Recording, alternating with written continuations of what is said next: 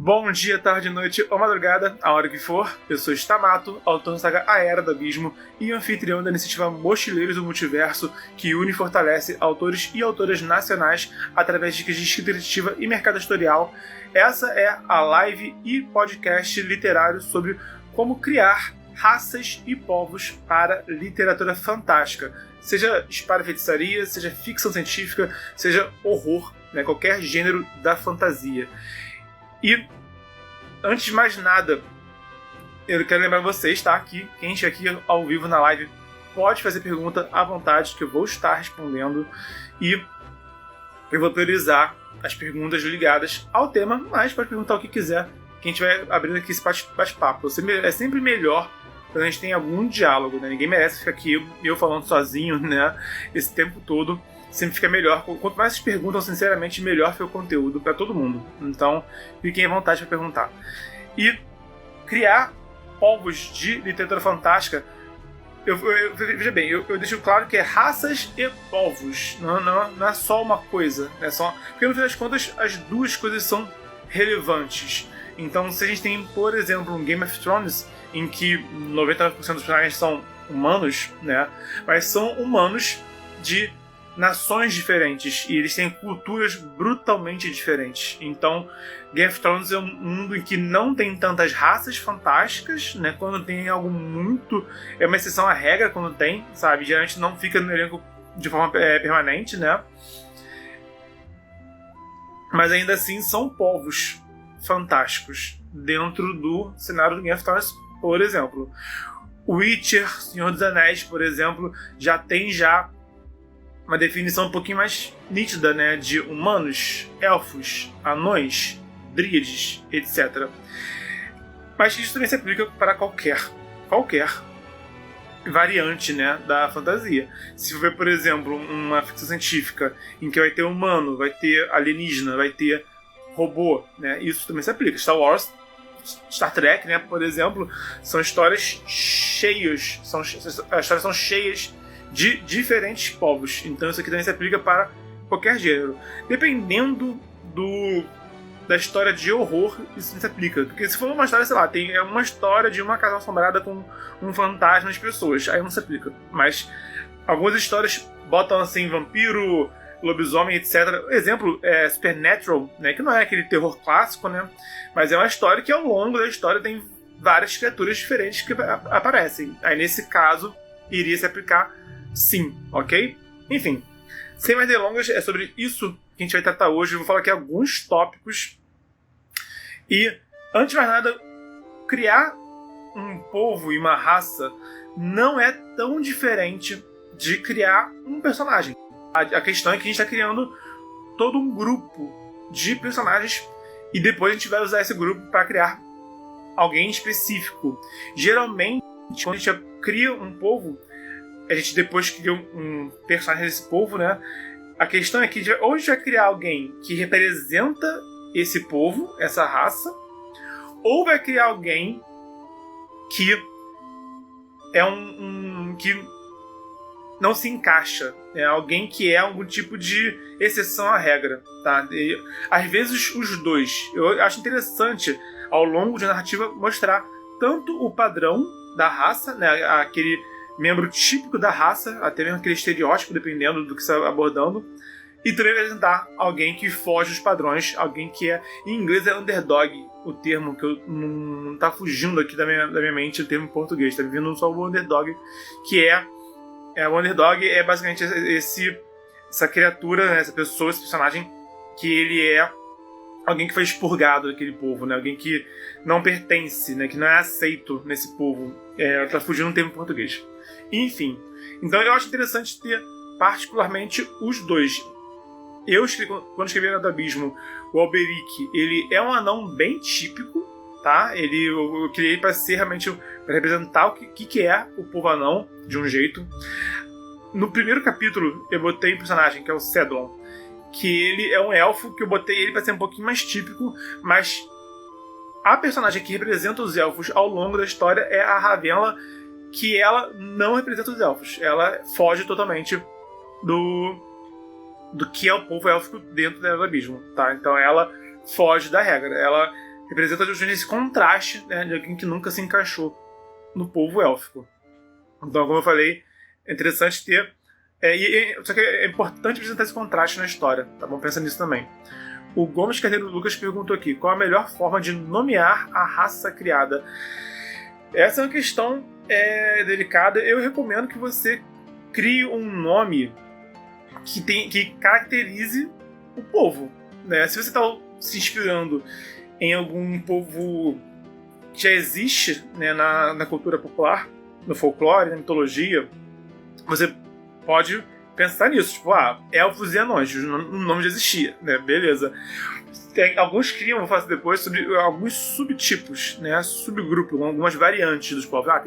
Tem o elfo da floresta, tem o elfo cinzento, alto elfo, elfo silvestre, etc. Aí nesse caso você pensa alguma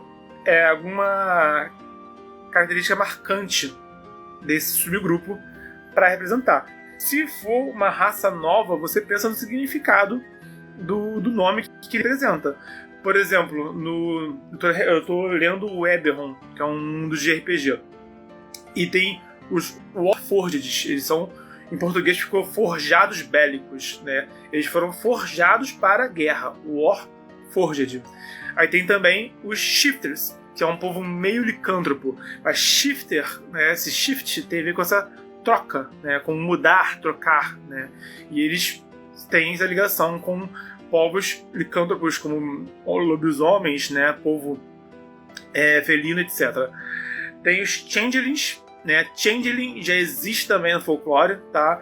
O Changeling no folclore é uma criança que foi trocada por uma fada quando nasceu e aí cresceu. Quando você vê, tipo, seu filho é uma fada, não é seu filho de verdade, né? No caso, eles botaram um povo ligado aos Doppelgangers, que são os duplos. Tem na série do Game of Thrones, no livro também, né? Desculpa. Tem na série do Witcher e no livro do Witcher, não é Game of Thrones, falei errado. Tem no Witcher esses duplos, né? Que são pessoas que trocam de pele, né? Eles se disfarçam de outras pessoas. E esses changelings, eles têm esse poder de forma limitada. Mas percebe, changeling, que é trocado, né, que seria a tradução literal, por exemplo. Tem mais os Kalastar, que aí realmente, que eu saiba, Kalastar é uma palavra inventada, por exemplo. E aí é um povo que é bem mais original, botaram um nome bem mais original, por exemplo. E isso é uma coisa que eu gosto de ter um nome inventado e um apelido que represente o que significa. Até no meu livro, que é a Ziu, que o povo dela eu chamei de Zarat, mas Zarat não tem significado, né? Mas é um povo espírito, é um povo espiritual, é um povo que está ligado a essa essência do mundo. Então, essa explicação, um povo espírito, né? Uma pessoa que o espírito deles é ligado ao espírito do mundo, eles têm uma conexão mais próxima do espírito do mundo, por assim dizer. E dou essa explicação para todo mundo entender o que se trata e dou esse nome inventado, Zarat. Tem outros que eu fiz também, tem os Traian, que são povos meio elementais. Eles têm ligação com os elementos de fogo, terra, água e ar, por exemplo.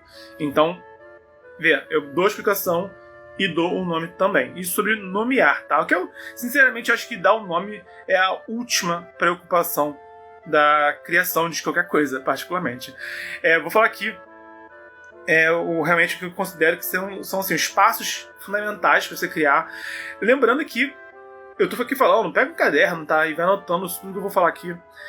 E lembre-se que você não precisa fazer o que eu vou falar agora na ordem que eu vou falar agora. Você pode já ter uma ideia e já anotar, tipo, tem tais ideias. Então tá, anota essas ideias e aí depois você vai preenchendo o restante.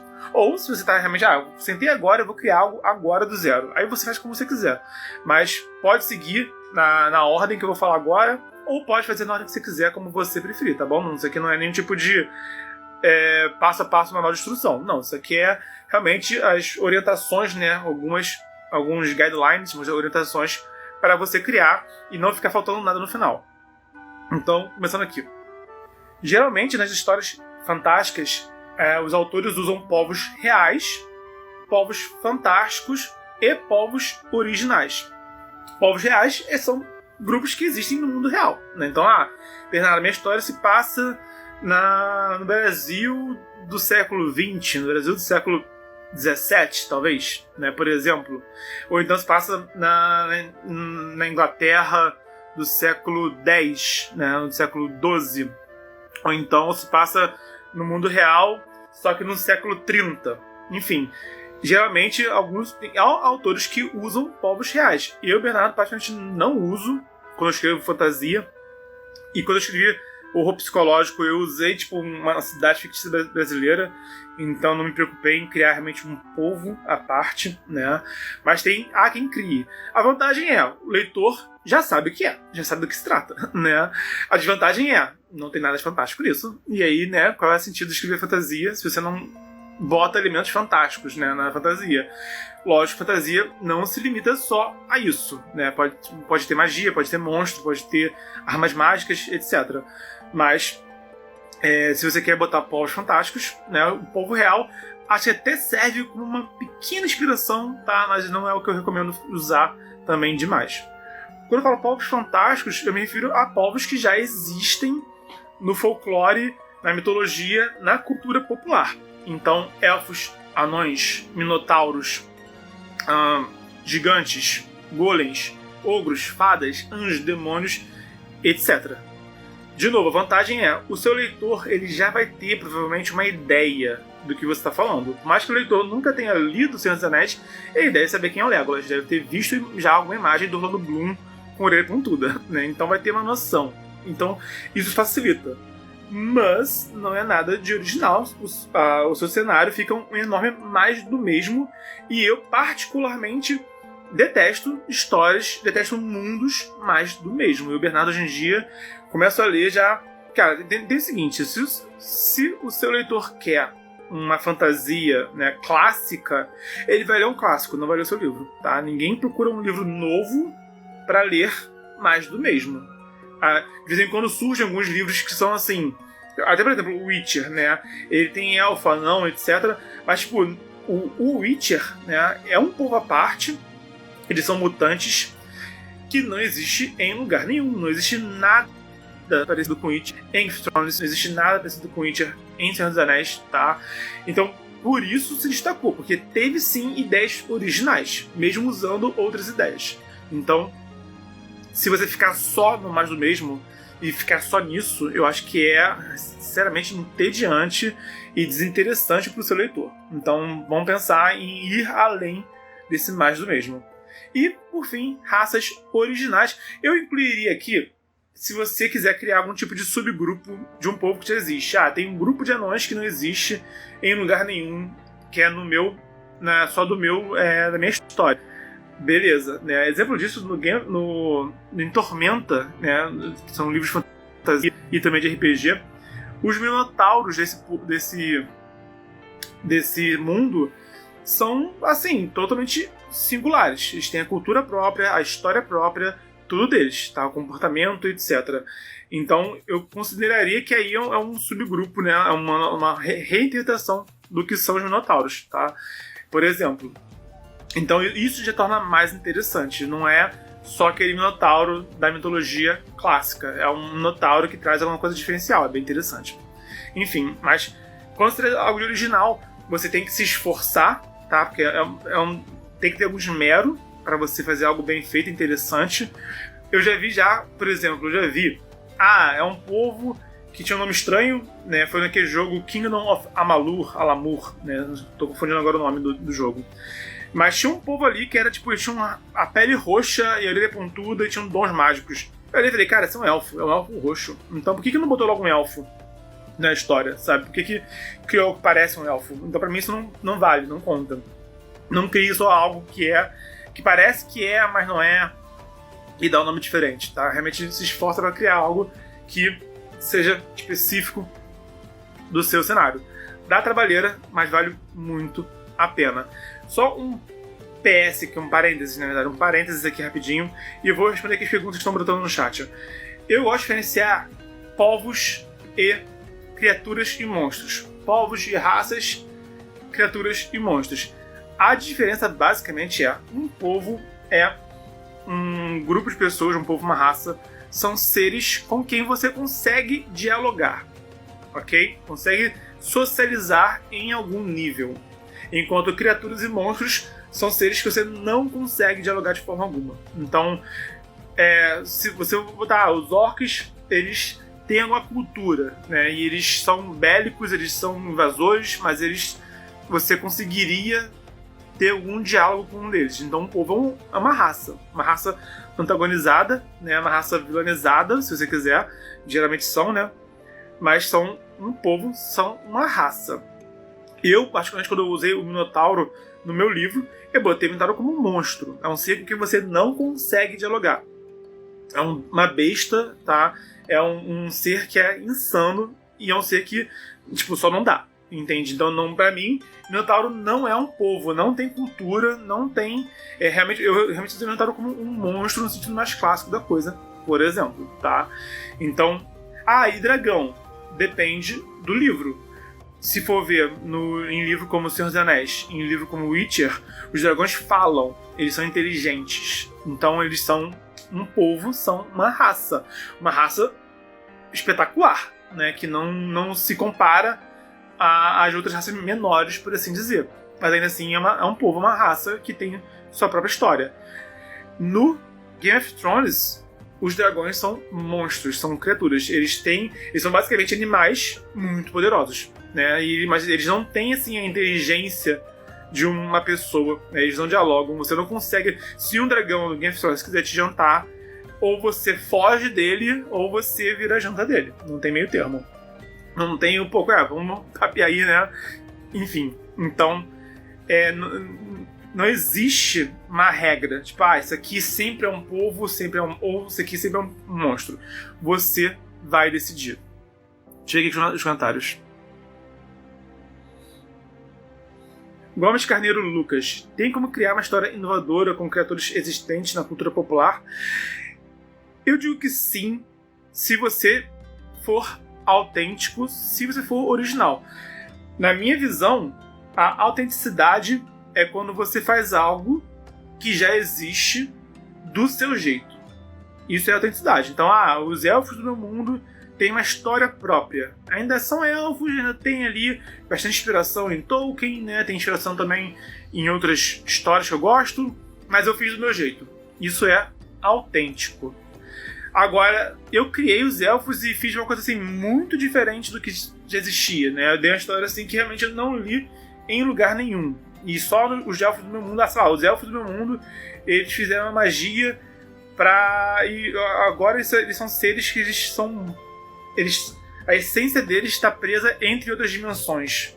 E por isso eles têm uma magia muito poderosa, mas eles também estão aí num estado, né, meio cósmico, meio também indefinido. Eles não estão nem no mundo material, nem no mundo mágico, nem no mundo espiritual. Eles ficam assim, oscilando entre dimensões. Me dei isso na minha cabeça agora. Tá? O que não é uma ideia totalmente original, mas, enfim, improvisei aqui. Mas se você pegar essa ideia, por exemplo, e seguir com ela e criar algo mais interessante, aí ela vira uma ideia original, tá? Então, essa que é a diferença. O primeiro passo, para quem está começando a criar ainda, é buscar ser autêntico. Pegue o que você gosta, tá? E, cara, qualquer músico que for começar a estudar música vai fazer vários covers. Então, antes de compor a própria música, você possivelmente vai compor versões próprias de músicas que já existem. Não é verdade? Um ilustrador, ele vai começar copiando a arte que já existe.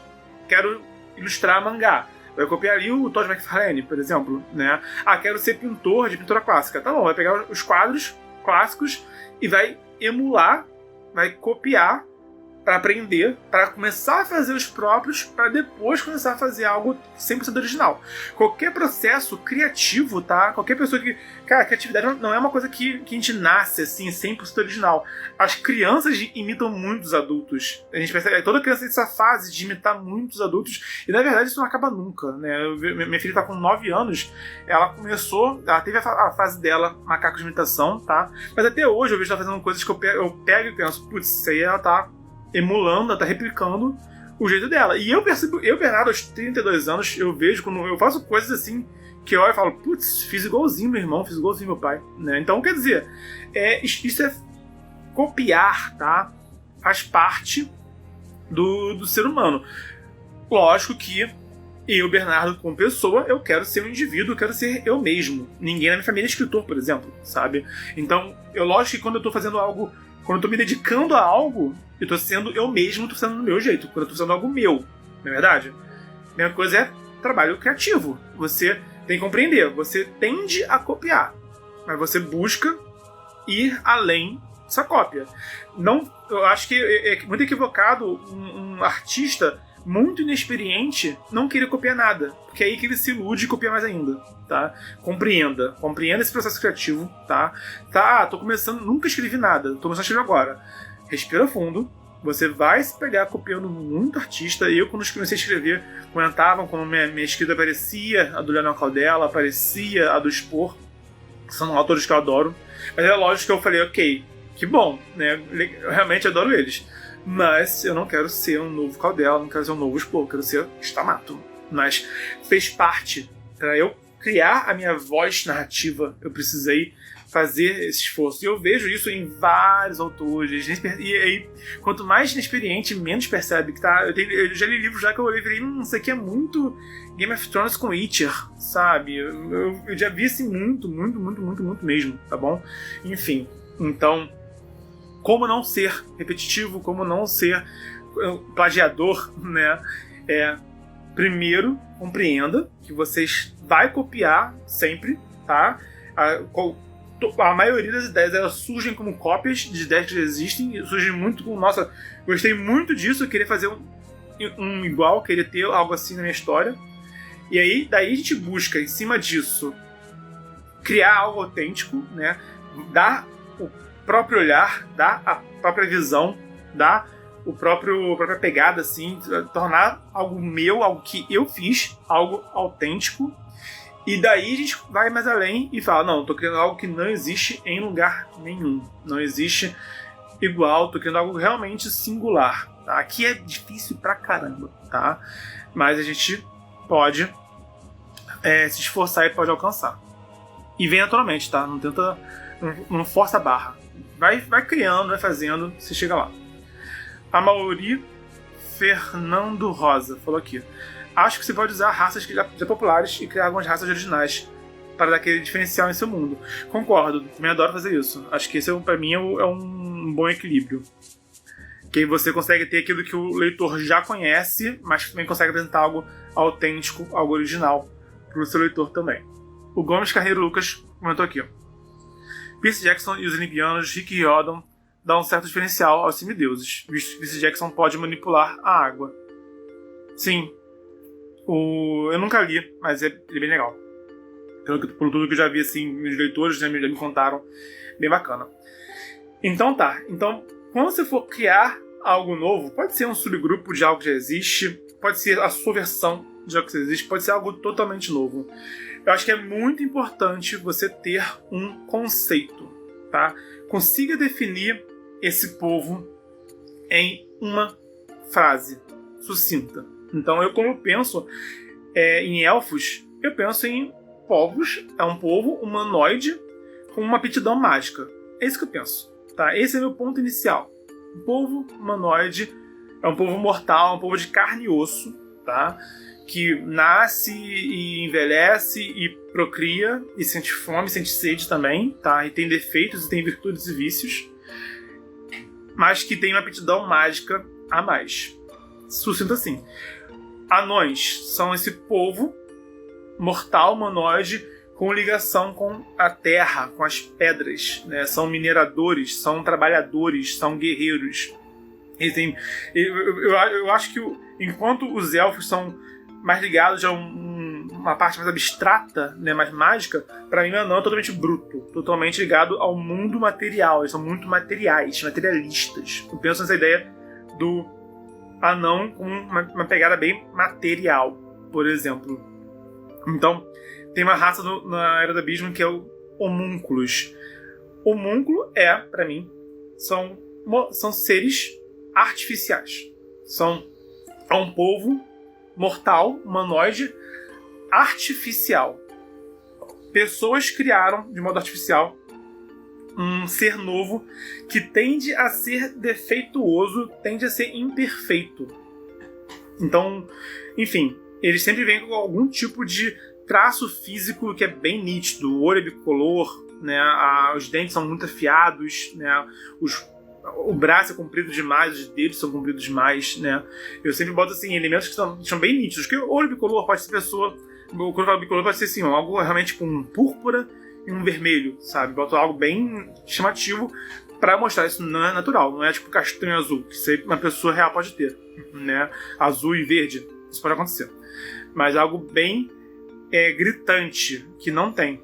Tem também os bestiais, que eu botei na Era do Abismo, que são povos basicamente meio animais, né? Qualquer ser que é um meio animal, eu considero um bestial. Então, é um povo lupino, é um povo felino, né? Tem na fantasia, tem, por exemplo, os gnous, que é um povo hiena, é um bestial. Tem povo lagarto, tem troglodita, eu boto como bestial. Então, eles são basicamente qualquer híbrido entre pessoas, entre mortais humanoides e animais, eu boto que é bestial, e cada um deles tem uma cultura própria, né? É uma definição assim, bem distanciada, mas se for olhar de perto, cada um deles tem ali toda uma história própria. Então, enfim, um conceito é o que vai te ajudar a você visualizar, tá? Isso aí é uma coisa que é, cara, muito importante para qualquer tipo de criação. Você tem que ter uma visão do que você está fazendo. Então, muitos trabalhos, se a gente for ver, tem muitos filmes, jogos, né? Que um dos problemas que é muito comum é quando a equipe não tem uma visão esclarecida do que está produzindo, do que está sendo feito. Eu já vi alguns casos até no estúdio do Ativa, que fez o jogo A Lenda do Herói, e agora estão fazendo um jogo novo com o Cellbit agora. Eu conheço a equipe do Ativa. Já me contaram que está fazendo um jogo que eles nem lançaram ainda, mas eles estavam projetando um jogo que eles sentaram e falaram, cara, me explica o jogo. Me dá a definição que você enxerga do jogo. Só que cada um da equipe tinha uma visão diferente. Tinha um que uma coisa meio Mega Man, outra era uma coisa meio Halo, né? E o problema que eles estavam encalhando era isso. Cada um deixava uma visão diferente, cada um deles estava indo para um lado diferente e acabava que não ia para lugar nenhum, tá? Isso pode acontecer com uma pessoa, como indivíduo, se você não tem uma visão esclarecida do que você está fazendo.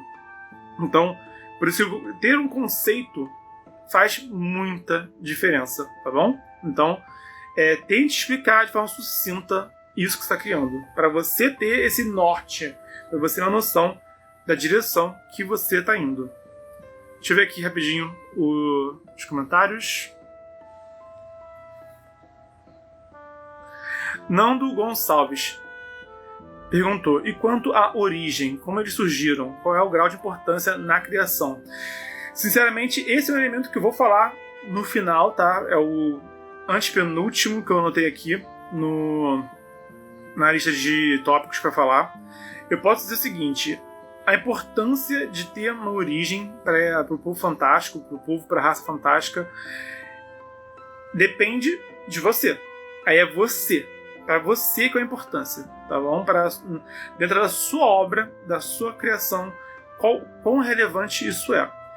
Eu, quando escrevi Era do Abismo, isso não foi relevante para mim. Como que os povos surgiram, para mim, não foi relevante na Era do Abismo. Pro Tolkien é totalmente importante. Tá? O Tolkien tem uma história de um Gênese para cada povo. Para elfo, para anão, para humano, também para ente. Os orcs ficou indefinido no Tolkien. Ele nunca bateu martelo, né? Foi o filho dele, Christopher Tolkien, que pegou um rascunho dele e tornou canônico, mas o próprio Tolkien não tinha definido a origem dos orcs, ele nunca se decidiu, por exemplo. Mas, enfim, no Tolkien era muito importante. Aí você vê, no Game of Thrones, né, eles até tem os primeiros homens, que são os humanos que já estavam em Westeros antes dos outros chegarem, né? E aí teve um povo que chegou colonizando, e teve os Targaryen, que chegaram depois também. Então, se eu for traçar a origem de cada família do Game of Thrones, você consegue situar, né? Os Stark e os nortenhos, eles vêm dos primeiros homens, né? Os Targaryen eles são quase que uma raça à parte, né? Eles têm um olho púrpura, o cabelo platinado, eles são imunes a fogo, sabe? Então eles são quase que um povo à parte. Quase que eles não são quase que eles não são humanos, né, por assim dizer, né? Se fosse em outro mundo fantástico, os Targaryen seriam uma raça à parte, não seriam considerados humanos, né? Enfim, então isso depende de você, para sua história, tá? Para sua criação, você que decide. Gomes Carneiro Lucas. No meu mundo tem os Omodé, é uma raça de sua própria autoria. Sim, o Modé, sim e não, sabe? Porque os Omodé, eles são basicamente a minha versão de hobbits, tá? Em resumo, porque tem os hobbits, tem os Kenders, que são do Dragonlance, tem os Halflings, que são a versão genérica. Então eu decidi seguir essa linha do Dragonlance, né? Dragonlance pegou a ideia do Tolkien, que você não pode usar, Hobbit não pode usar, tá? Hobbit é propriedade intelectual de Senhor dos Anéis, do Tolkien, né? Da Tolkien States. Então, se você botar Hobbit no seu mundo, você está plagiando, mas, porém, contudo, entretanto, todavia, tem a versão genérica, que são os Halflings, que aí você usa como você quiser. O que eu acho importante é você justamente não fazer só um povo igual aos hobbits. Tem um pé peludo, são baixinhos, moram em toca. Eu acho interessante você dar uma ideia própria. Em Tormenta agora, por exemplo, tem os Hini, né, que é basicamente os Halflings, só que eles ligaram ao Hinin, que é o deus da trapaça. Então, os Halflings são ligados a esse deus. Então, chamam de Hinin agora. Então, esse que é o ponto, entende? Os Kenders, eles também têm elementos próprios. Com os Omodé, o que eu botei é o seguinte, eles são um povo que eles são eternos jovens, tá? Eles não evoluem além de uma adolescência, sabe? Comparando assim a um ser humano normal. Eles não amadurecem, eles não ficam assim, eles ficam para sempre criaturas joviais, tá? Então eles vão da infância, né, de bebês, até um estado de adolescência e eles não envelhecem a partir daí. E se mantêm pequenininhos, por assim dizer. Eu botei o pé peludo para identificar, né, que senão ficaria só realmente pessoas pequenininhas, né? Mas esse foi o ponto que eu botei. Eu me inspirei também nos Kokiri do jogo Zelda, tá? Os Kokiri, eles são crianças eternas, eles têm uma fadinha que acompanha eles na vida deles. Eu não botei a fadinha, pra também não ficar plágio de Zelda, né? Mas eu misturei basicamente hobbits com Kokiris. E aí fiz os Omodé. E aí sim e essa foi a ideia que eu fiz. Eu recomendo que você também crie algo seu, tá? Também pega, você quer ter um povo pequenino, né? Quer ter um povo estilo hobbit, estilo Kender, estilo Hinin, estilo Omodé. Crie algo seu, tá? É o que eu recomendo nesse caso. Que, sei lá, eu acho que já faz até parte da literatura fantástica, da tradição da literatura fantástica, pegar os hobbits e fazer, né, a sua versão do Hobbit, para não ficar nem cópia do Tolkien e nem ficar também algo genérico demais.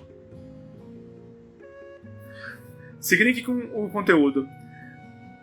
Além de você ter, como eu falei, né, os povos reais, fantásticos e originais, e você definir um conceito para o seu povo, como eu falei no começo, tá?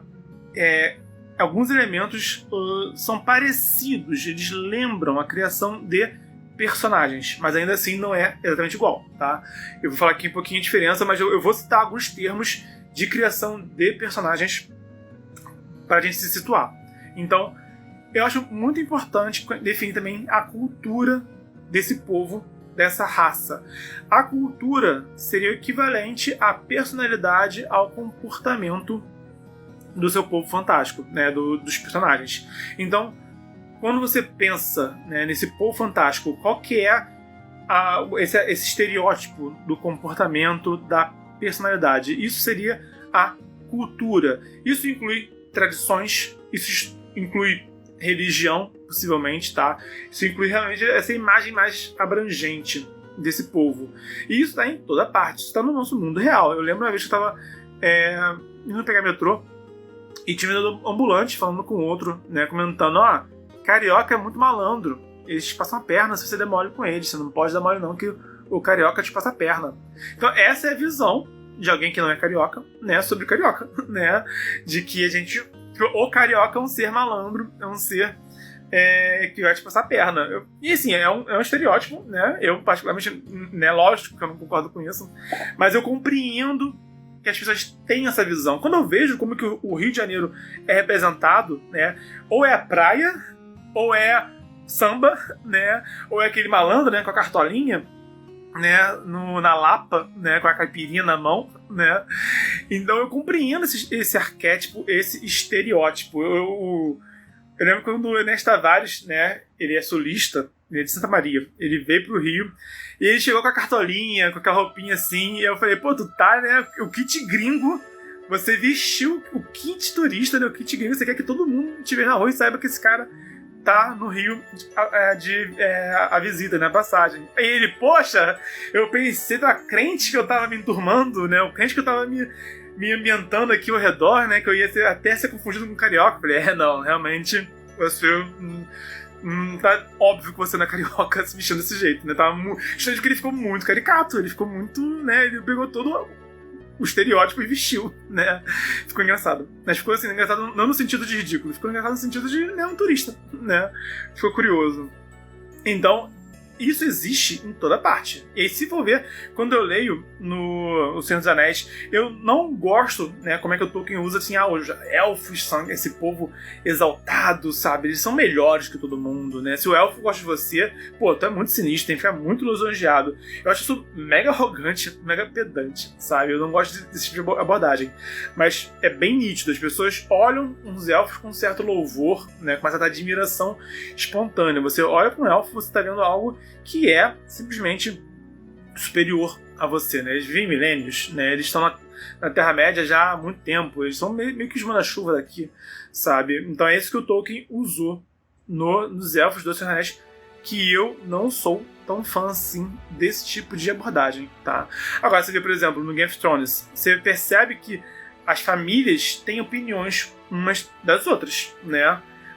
Você percebe que, por exemplo, os Stark, os Tully e os Baratheon, eles são mais aliados. Eles tendem a casar entre si, eles tendem a manter uma relação mais próxima, né? Desde sempre. Os Lannister, eles são uma posição mais incerta. Eles hoje são aliados, mas eles eram fiéis aos Targaryen até o final da guerra. Eles só se aliaram no finalzinho da guerra só, né?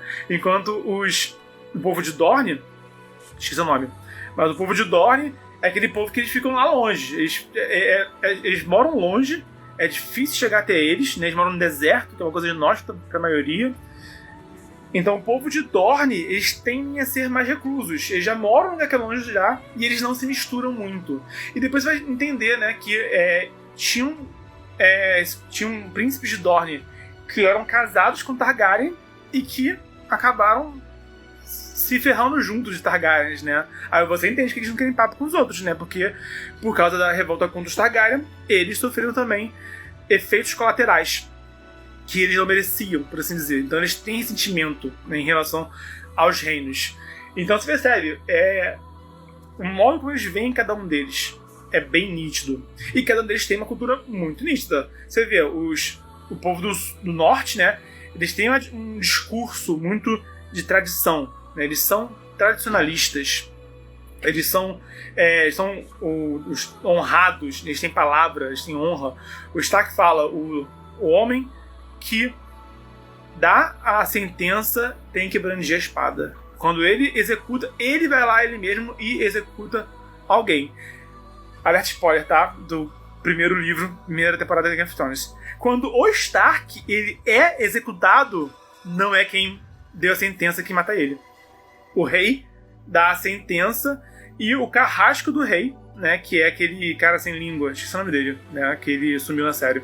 O ator faleceu, por isso que ele sumiu na série. No livro, ele até continua na história, mas o ator, lamentavelmente, ele morreu, o ator daquele carrasco. Mas o carrasco do rei pega a espada do Stark e mata o Stark com aquela espada. Então você vê, né, como é que ele morreu de forma que a morte do Stark, em muitos níveis, foi assim, profanou a honra dele, profanou a tradição dele em muitos níveis. Então ele é assassinato de maneira totalmente assim, não é simplesmente o rei mandou e você morreu. Não, a cena é construída de uma forma que profana a honra do Stark às tradições dos Starks, sabe? Isso é interessante observar, esses pequenos detalhes que eles botam, né, na história. Enfim, então os nortenhos têm essa cultura, Em Dorne, eles têm um discurso muito mais, um nobre pode casar com um plebeu, né, em Dorne. Eles não têm essa valorização, né, nas castas sociais, por exemplo. Enfim, observa como cada um tem a sua cultura, tá? E cria algo também próprio. E vai se inspirando e vai pensando como que você vai usar isso, essas ideias, dentro da sua história, do seu mundo, tá? Então, um ponto é isso. Cultura, que é basicamente a personalidade, o comportamento padrão, né, que você espera, é esse arquétipo. E como eu falei no começo, eu acho interessante ter personagens que vão representar esse arquétipo, tá? E que vão também desconstruir esse arquétipo. Exemplo, no Game of Thrones tem um anão que ele é nada tradicionalista, que é o Ingram Breastbone. Mas, curiosamente, ele também não é assim tão contra o que eles criaram em Arthur. Porque em Tormenta, os anões são criação de Calmir, que é o deus da justiça, com Tenebra, que é a deusa das sombras, da noite e das profundezas. Tudo que é das profundezas tem ligação com Tenebra. Inclusive os trogloditas, né, que é um povo lagarto e tudo mais. Eles são filhos de Tenebra. Então, o Ingram, ele é um anão que tem muito mais aptidão com Tenebra do que com Calmir. Esse que é o ponto assim, que entra, né, em um conflito da própria raça. A raça dos anões de Arthur começou a se dividir, porque tem aqueles que seguem a tradição de Calmir, né? E tem vários anões que começaram a se aproximar de Tenebra. E aí começou a ter uma cisão no povo anão por causa disso, depois de um tempo. E o Ingram seria esse personagem que usa arma de fogo. A arma de fogo é algo proibido por Calmir, né? Mas a pólvora, né, o carvão, estão ligados à Tenebra, é o minério negro, então isso tem ligado com a Tenebra também. Enfim, você percebe isso, que tem vários pontos ligados à Tenebra. Faz sentido, no final das contas, né? E dentro da criação de Arthur. Coloquei a pergunta mais cedo, né? A origem da raça é importante? Nesse caso, é. Em Arthur, em Tormenta, é. Né? Os anões são criados por Calmir e Tenebra, eles vão ter elementos de ambos, né? Às vezes um mais ou menos. Então, acaba que o Ingram, ele começa sendo um renegado. Ele começa sendo alguém, um pária da sociedade. E ele vai contra o que nós vemos como anão. Ele não lembra em nada um Gimli, né? Ele não lembra em nada um escudo de carvalho do Hobbit, por exemplo, né? Então ele quebra o arquétipo. É bem interessante. Deixa eu ver aqui as perguntas que rolaram.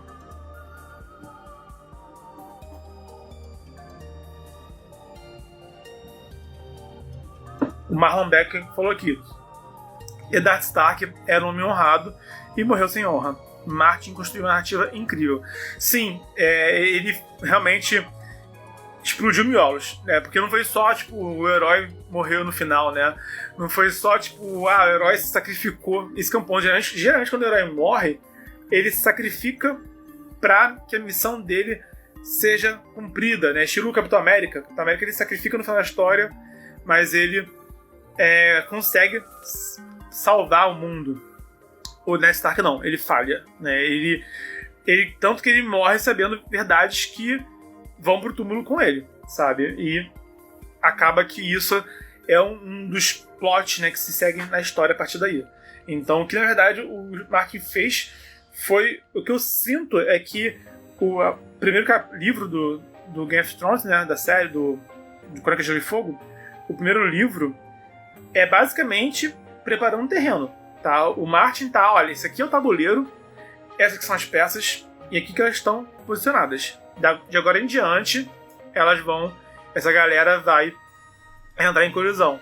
Então eu sinto que o primeiro livro é, na verdade, um grande prólogo pro que de fato vai acontecer. Né? Que o que importa, no caso, ao longo dos primeiros livros, né, é a Guerra dos Cinco Reis.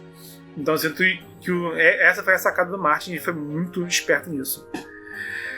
Thiago de Paula Aguiar perguntou: o que pensar na hora de mostrar um choque de valores de povos diferentes em contraste?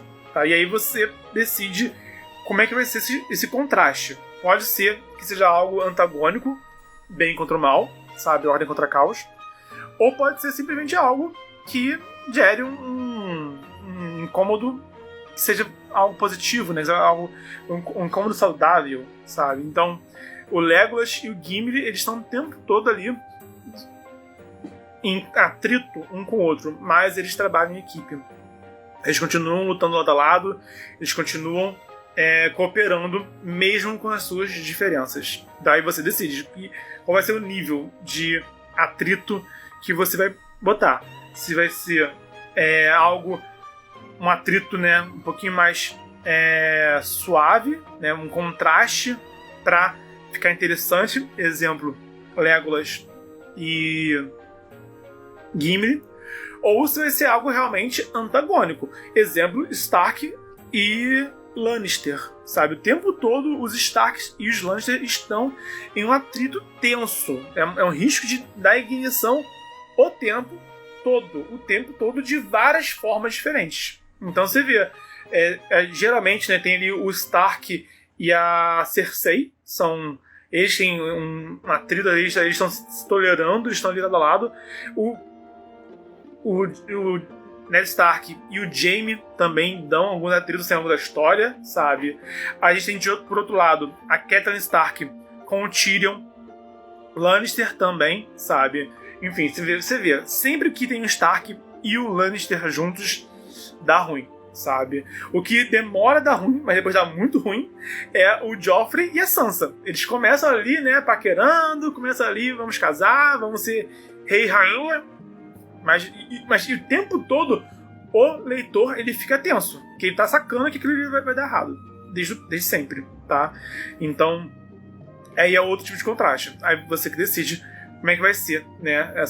Qual vai ser o nível? Vai ser algo amigável?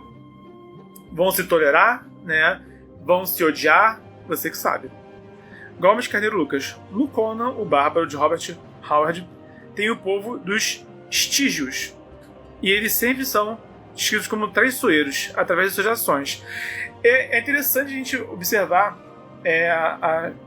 como que as histórias eram contadas ao longo do século XX, através principalmente do Howard, né, com Conan, do Tolkien com o Senhor dos Anéis, com o assunto da espada e feitiçaria. Porque o século XX foi uma época de guerra. Tá? A gente teve a Primeira Guerra Mundial no começo do século XX, e a gente só começou a falar realmente em paz duradoura no final da Guerra Fria. A gente teve a Primeira Guerra Mundial, a Segunda Guerra Mundial, que morreram milhões de pessoas, e aí teve a Guerra Fria, que continuou tendo mortes, mas de outra forma. Quando acabou a Guerra Fria, já no finalzinho dos anos do século XX, né? Já no finalzinho mesmo, foi o quê? Década de 80, se não me falha a memória, né? Que acabou a Guerra Fria, se não estou enganado, posso estar confundindo. Tem tempinho que eu não estudo isso, né? Mas enfim. E aí a gente passou a ter uma outra visão, sabe? Aí a gente começou a falar, gente, né? Tipo assim, pelo amor de Deus, né? A União Soviética já caiu, sabe? O Muro de Berlim foi derrubado, né? Então a gente começou a ter outra visão depois daí. Mas nessa época, isso era muito influente, né? Essa visão de guerra, essa visão de que o outro é inimigo, e ponto final, sabe?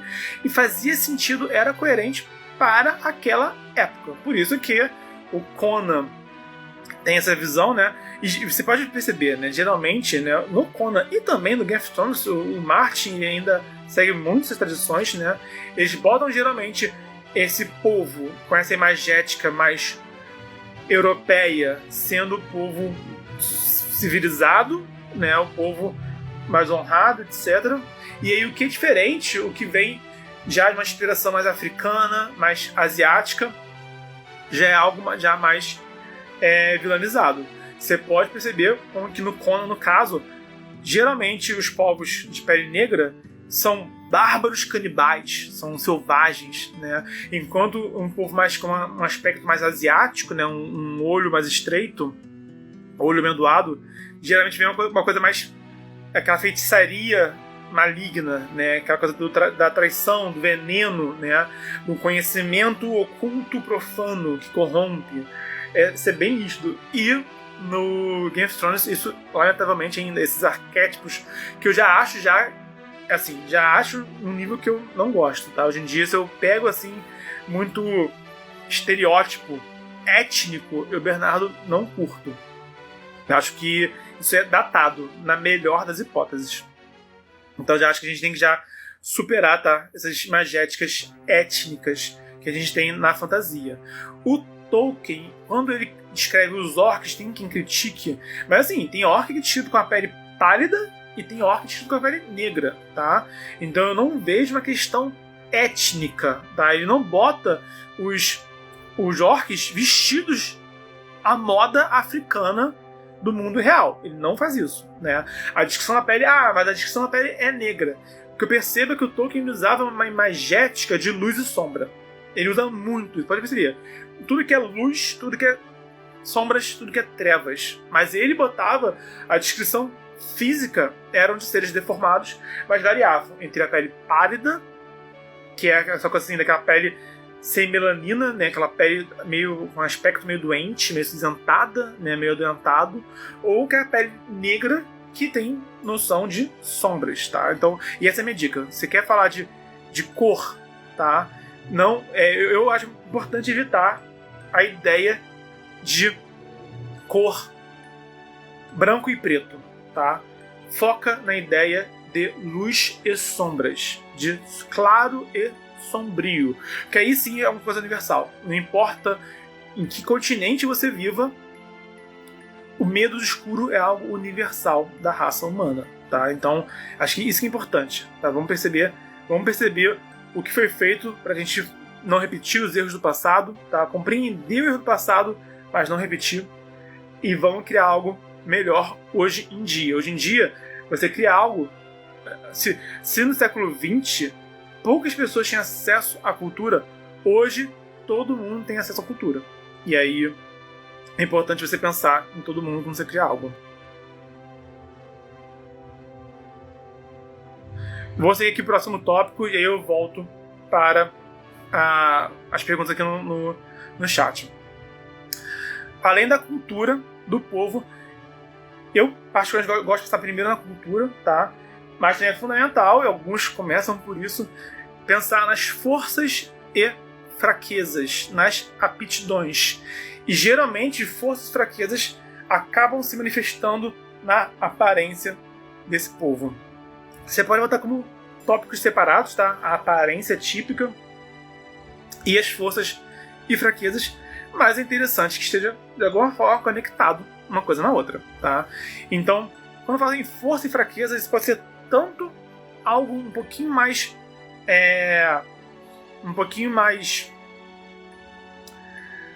mundano, né? Tal povo tem uma aptidão, os anões, eles têm aptidão com mineração, geralmente, ou com algum ofício, com metal, com pedra, com ferro, né? Geralmente os elfos têm mais conhecimento, mas tem um lado assim mais erudito, por assim dizer, sabe? Então pode ser algo assim, algo que uma pessoa normal poderia ter normalmente, uma aptidão mundana, ou pode ser algo realmente fantástico. Esse povo aqui ele enxerga no escuro, sabe? Uma coisa que o ser humano não faz. Esse povo aqui, os gnomos, eles lançam magia sozinhos, né? Eles têm aptidão mágica. Esse outro povo aqui tem um poder da mente aguçado, então eles conseguem manipular o mundo ao redor com o poder da mente deles, por exemplo. Então, e também, né, o que eles têm também de fraco também. O que eles também têm de desvantajoso para eles. Geralmente, os anões são teimosos. Eles são esse povo que ele é honrado, mas chega a ser também meio quase estúpido mesmo, sabe? Eles tendem a ser muito eles não intransigentes, essa é a palavra que tá faltando. Tendem a ser intransigentes, tendem a ser teimosos, né? Alguns elfos são representados como mais frágeis, né? Eles têm a saúde mais frágil, eles não têm assim eles são mais guios, né? São mais magros, mas eles também não têm uma saúde física das melhores, geralmente, em alguns mundos fantásticos. Enfim, pensa no que cada povo tem de forte e de fraco.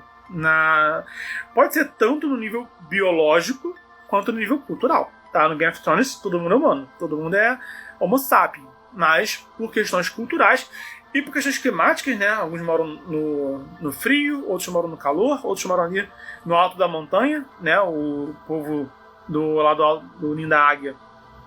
Esqueci o nome da família agora, que mora no Ninho da Águia. De quem mora em altos de montanha, né? Quem mora em ambiente alto, né? De latitude, tende a ter também a se acostumar, né, um ar rarefeito, o que pra gente, a gente leva um tempo para se ambientar. Quando a gente vai viajar para um lugar muito alto, né, a gente estranha, né, a gente está acostumado a respirar de um jeito, né, o ar lá é um pouquinho diferente, mas esse pouquinho diferente já influencia bastante a gente. Se um time de futebol vai jogar em uma cidade com uma latitude muito diferente, eles têm que chegar lá e têm que se habituar primeiro, eles têm que ficar ali um tempo até se habituar, para poder competir, né, de igual para igual, senão a desvantagem é brutal. Né? Se pegar uma pessoa, né, chegar numa cidade diferente, já vai fazer qualquer tipo de exercício físico, já é complicado já para essa pessoa, tá bom? Então, no caso da Game of Thrones, é algo totalmente cultural, com alguma influência no clima, tá? E isso também é interessante você botar na aparência física também não só a aparência da pessoa, mas também a sua tradição, a sua moda, né? Como é que eles gostam de se vestir, como eles gostam de arrumar o cabelo, a barba, né? Os homens mantêm a barba parada ou mantêm a barba mais farta? Como que homens e mulheres se enfeitam, né? Eles botam joias, eles botam algo no cabelo, se perfumam, né? Como são as roupas? São roupas mais práticas pro dia a dia ou são roupas mais elegantes, sabe? E até se for algo elegante, né? Eu gosto particularmente de pegar assim moda quando eu tô escrevendo. Eu já escrevi já um pouquinho, né? Do que seria essa moda mais europeia da fantasia medieval. Mas eu gosto de pegar uma coisa tipo Grécia Antiga. Eu gosto de pegar algo tipo Tailândia, né? Eu gosto de pegar realmente referências bem distintas para não ficar só repetindo essa imagética europeia nos livros. Eu gosto de pegar realmente inspirações, né, imagética europeia medieval no caso, né. Eu gosto de pegar outros tempos e outros lugares também para criar, para descrever o mundo. Então pensa também nisso, né. E lógico que isso tem ligação também no ambiente ao redor, né. Quem mora no frio tende a se vestir mais. Quem mora no calor tende a se vestir menos. Inclusive o maior erro do carioca é se vestir, né? Acho que o primeiro erro, parênteses, né? O primeiro erro do Brasil foi o europeu vestir o índio e não o índio despir o europeu. Eu tô aqui suando pra caramba até hoje por causa desse erro. Mas enfim, isso aí já foge, né, do tema de hoje. Mas pensa nas aptidões. Pensa no que esse povo tem de vantajoso para si. O que ele faz melhor do que os outros, tanto no nível mais mundano quanto no nível mais extraordinário, mais fantástico, tá? E pensa também no que ele tem de ruim para contrabalancear isso, tá? Alguns até preferem não dar nada de ruim, tá? Mas aí você pensa também, tipo, sei lá, pensa também em dar atributos bem distintos. Se você eu não quero que povo nenhum meu tenha algo realmente programático em si, sabe? Até acho válido, não é o que eu faço, mas acho válido, mas então cria elementos bem distintos, bem icônicos, tá? E você possivelmente crie menos povos, menos quantidade, né? Porque senão chega uma hora que vai ficar repetitivo. Então dá para cada um deles uma cara bem nítida, bem singular, ok? O Galindo 7227 perguntou: não sei se já respondeu. Você já respondeu. Atualmente, você vive apenas de escrita? Eu vivo hoje de escrever e de ensinar escrita criativa. É possível viver de escrita, o que não é a mesma coisa que viver de direitos autorais do livro, tá bom? Um músico nunca viveu de vender CD. Pense nisso, né? E o músico, a carreira do músico não é só vender CD, não é só subir num palco e tocar. A vida do músico é ensaiar, é gravar, é trabalhar com televisão, né? E hoje em dia também mídias sociais, é fazer show, é um monte de coisa, tá? O ilustrador não vive só de ilustrar, ele vive também de estudar, de praticar, de fazer todo tipo de serviço. Tem muito ilustrador no Brasil que também é designer, por exemplo. De lidar com empresas, de lidar com clientes também, né? Então, a vida de escritor também tem a ver com isso. Você não vai ver só vendendo livro, mas você vai e pode ver, senhores, pode ver, por exemplo, o Martin, a vida inteira, ele trabalhou escrevendo para televisão. Por exemplo, o Sapolsky do Witcher também não era só escritor. Agora ele tá aposentado, inclusive, se não me engano. Já se aposentou. Então ele se aposentou e depois de aposentado ele passou a dedicar mais atenção à carreira dele literária. O Tolkien era professor, né? Você vê. Então o Martin é um exemplo. Ele vive de escrita, mas não vive só de escrever livro. O King também. King ele já é escritor já há um tempão, mas ele sempre trabalhou já vendendo os direitos autorais dos livros dele para cinema. Ele apostou muito nisso, tá?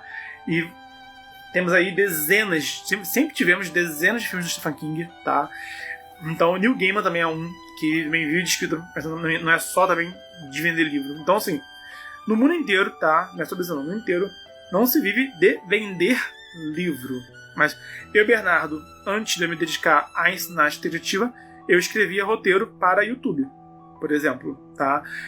Meu cliente maior era o Ei Nerd. Escrevi, centenas de roteiros.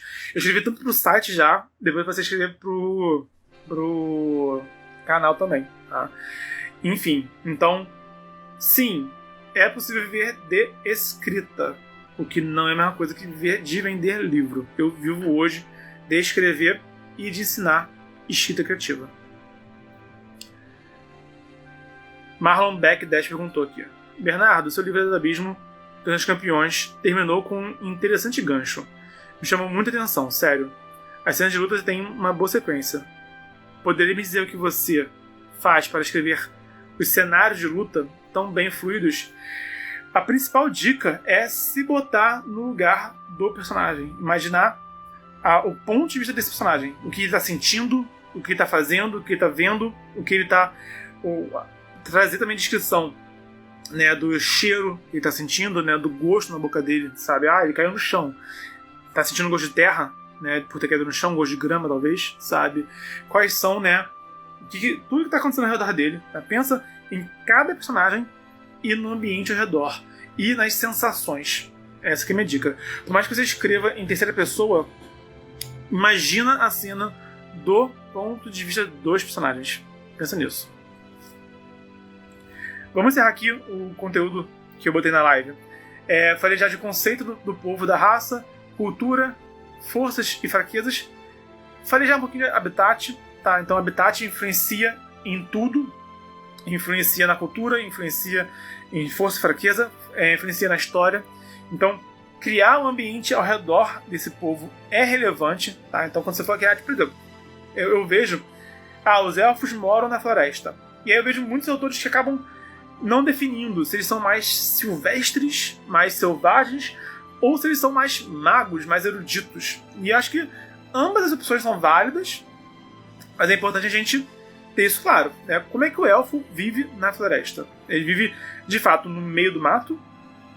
Ou ele cria algo harmônico com essa natureza? Ou ele mantém a natureza viva ao redor dele? E isso é um ponto, que eu escrevendo, eu estava escrevendo um conto que era numa caverna. Aí eu pensei, cara, não tem fonte de luz. E aí? Aí eu tive que bolar um jeito de explicar dentro do conto, sem ficar também muito chato a explicação, que anões enxergam no escuro. Porque senão um autor poderia estranhar. Pô, peraí, o cara tá na caverna e tá enxergando? Eu tenho que pensar que, pode ser que um leitor nunca tenha lido nada de fantasia e comece com o meu texto, logo de cara. Eu preciso levantar essa hipótese, tá? Nada é óbvio, nada nem todo leitor já chega com bagagem. E se o seu livro exige uma bagagem prévia, isso é uma desvantagem para o seu livro, tá?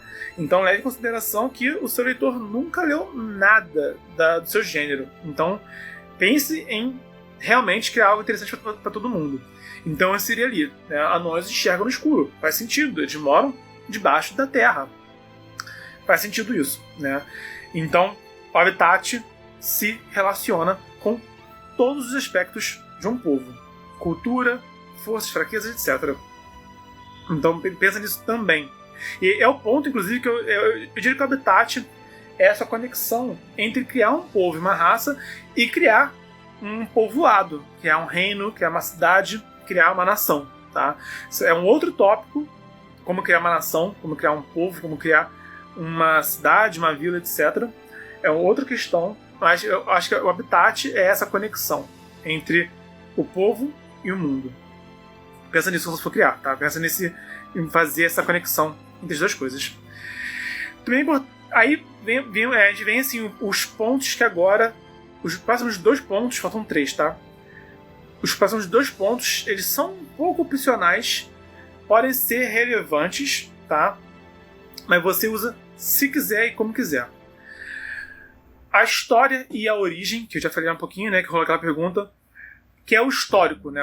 É importante que cada personagem tenha um histórico próprio, né? O que ele viveu antes de entrar na história do seu livro, antes de começar a história do seu livro. E, no caso, né, a história e a origem, né, não só a origem, né? Como é que esse povo foi criado? Foi um deus que criou? Foi uma evolução natural? Né? Foi um experimento de um mago maluco? Como é que foi isso? Né?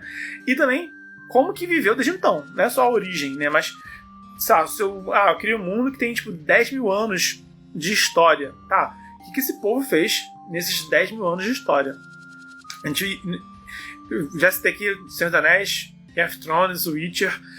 Esses mundos todos têm ali alguns bons registros de toda a história de cada povo ao longo, né? Como foi que os Targaryen uniram os 7 reinos? Isso é uma história bem interessante e bem relevante. E como que cada povo se uniu acabou definindo quem esse povo é hoje em dia. E onde que eles estão, como que eles vivem, por exemplo. Entendeu? Então, história e origem pode ser relevante, pode não ser. Crie com esmero.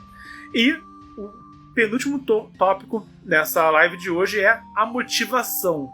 Percebe que eu botei alguns pontos de criação de povos e raças e personagens em paralelos, que eles se conectam, mas não são a mesma coisa. Motivação eu não achei um paralelo, é motivação, ponto final. Então, a cultura está ligada à personalidade e comportamento, forças e fraquezas estão ligadas à aparência, histórico e origem é o lado de histórico do personagem, motivação é motivação. Eu não uso isso, eu não crio nenhum povo que tenha uma motivação, nós temos essa missão divina, nós temos esse objetivo em comum. Eu não crio muito isso no meu mundo, mas você pode criar no seu, se quiser. A gente vê isso no Senhor dos Anéis, né? Os elfos têm ali. Os elfos são os manda-chuva da Terra-média, eles são quem protege, eles são os guardiões, eles são os responsáveis, eles são aqueles irmãos primogênitos que estão cuidando, né, da família, basicamente. No Game of Thrones até tem, a gente pode observar uma motivação de cada família. Os Targaryen querem reconquistar o Trono de Ferro, por exemplo, né? A família Stark quer vingar o Ned Stark. Os Lannister querem manter os seus segredos e se manter ali manipulando os reinos. A gente consegue botar, no caso do Game of Thrones, cada família tem uma motivação ao longo da história. Mas percebe que essa motivação, no caso do Game of Thrones, ela foi se atualizando com o tempo. Tá? Não é a mesma coisa desde sempre. Eles têm motivação no tempo, em um novo contexto, essa motivação se atualiza. Isso eu acho interessante. Aí acho que fica bacana. Qual que é a motivação desse povo, dessa raça, hoje? Qual foi ontem? Qual foi antes de ontem? Qual pode ser amanhã? Aí eu acho que fica mais interessante. Se não algo universal que dura milênios e desde sempre. Aí já acho que fica, sei lá, não é o que me agrada. Eu vou ver aqui. Ok. Vou falar aqui o último tópico do dia. Vou responder perguntas que surgirem e vou me despedir de vocês.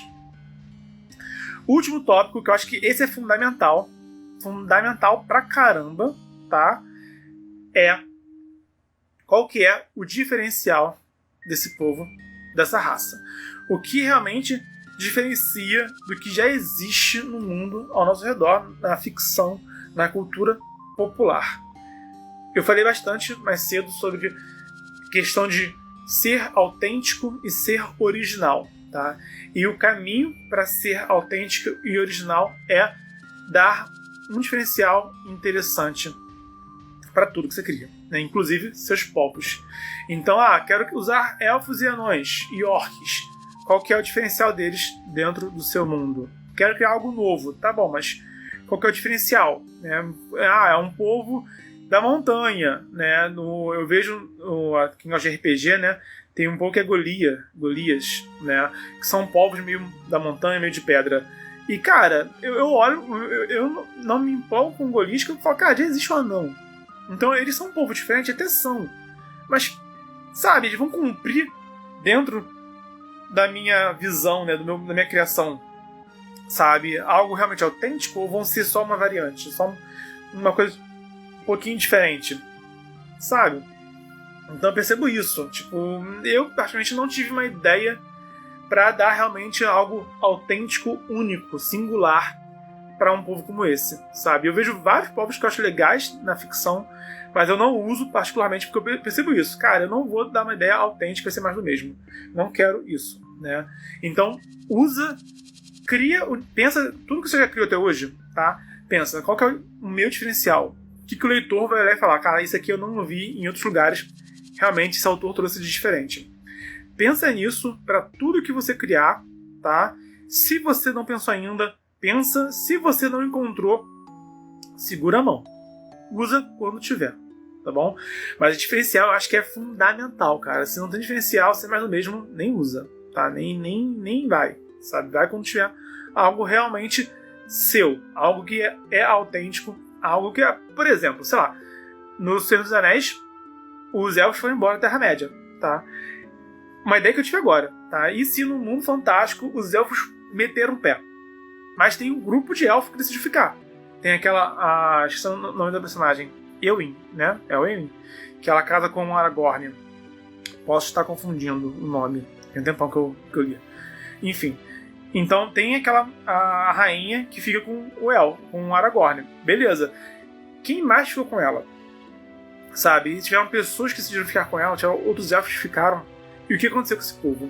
E como eles se sentem em relação a isso? Então, já é isso pra mim já seria um diferencial. Cara, os elfos já foram embora. São coisas do passado. Mas tem esses elfos aqui ainda, que decidiram ficar. Como que isso rolou daí em diante, né? Se for pensar, tipo, e os orcs da Terra-média? Acabou a guerra, tá? E os orcs começaram a criar uma cultura própria. Eles antes obedeciam Saruman, obedeciam Sauron, mas chegou um orc e falou, quer saber de uma coisa? Agora os orcs não vão obedecer mais ninguém e vão ser uma raça própria.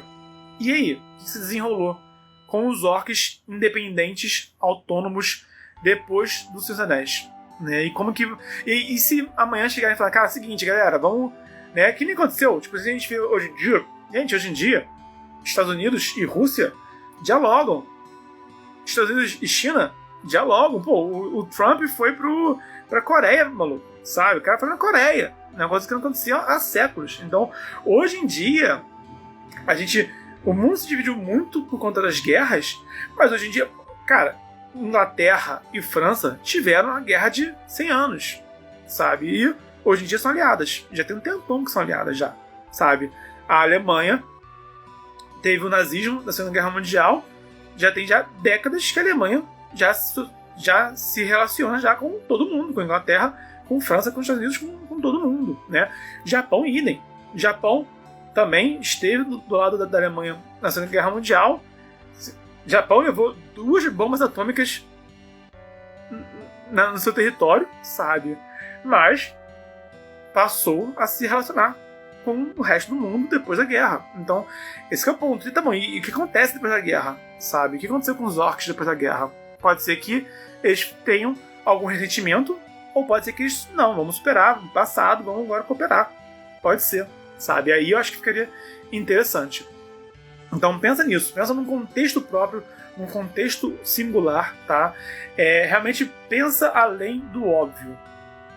Cria algo que seja interessante, tá? Que seja seu, autêntico. Tô dando aqui alguns exemplos que me vieram à cabeça agora, tá? Mas o lance é você realmente dar o seu toque. Olhar e falar, eu fiz isso. De um jeito que eu fiz. e não vi outro lugar. Assim que eu comecei com a Era do Abismo, quando eu pensei em um mundo em que a guerra do paraíso do abismo chegou ao final e quem venceu foi o abismo, eu olhei e falei, cara, eu não vi isso em outro lugar. Sinceramente, se alguém conhece, me avisa, que eu não conheço, tá? Então, daí eu falei, ok, um mundo em que não tem nenhum ser divino defendendo as virtudes, defendendo o lado benevolente, por assim dizer, né? Só tem o lado negativo, o lado vilanesco, o lado dos vícios, o lado maligno, por assim dizer. Não conheço isso. Ok, agora seguir em frente. Esse foi, tá? Esse foi o meu começo da Era do Abismo. E eu falei, ok, isso eu não vi sendo feito. Vou seguir em frente. E olha bem, eu fiz isso do conceito do mundo. E a partir daí, eu comecei a criar os povos, né, os elfos, os anões, os orcs desse universo. Sempre pensando nesse contexto. Como é que eles se relacionam com as virtudes e os vícios, como se relacionam com os celestiais e abissais. Foi esse o meu ponto de partida. Então, diferencial sinceramente, eu acho obrigatório, tá? Para encerrar, recapitulando, quando for criar um povo, uma raça de fantasia para a sua história, seja de ficção científica, seja de feitiçaria, seja de horror, pensa, é um povo real que existe no nosso mundo, é um povo fantástico que já existe na cultura popular, ou é algo original e meu? Pensa nisso. Define um conceito e depois vai escrevendo, vai lista isso tudo e vai preenchendo aí pelo menos um parágrafo para cada uma. A cultura desse povo, as forças e fraquezas, a aparência, tanto a aparência do indivíduo, né, biológica, né, por assim dizer, a aparência biológica, como também o modo de se vestir, a moda, né, a relação com a cultura, né, como que essa cultura se manifesta no modo de se vestir, no modo de se portar. Pensa no habitat em que esse povo, essa raça vive. Pensa talvez, se você quiser, em história e origem. Talvez, se você quiser, na motivação. E com certeza define os diferenciais. O diferencial não é um tópico à parte. Você pode até botar ele um tópico à parte, tá? Mas eu acho que o diferencial é um tópico que ele se manifesta ao longo de tudo. Ao longo do conceito, da cultura, forças e fraquezas, aparência, habitat, história, origem e motivação. Isso tudo, né? O diferencial vai permear isso tudo.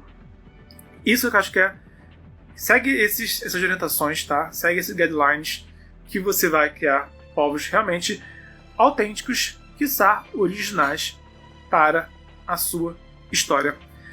Senhoras e senhores, é uma honra estar aqui com vocês. Obrigado por todo mundo que participou aqui no chat, que mandou pergunta, que mandou comentário.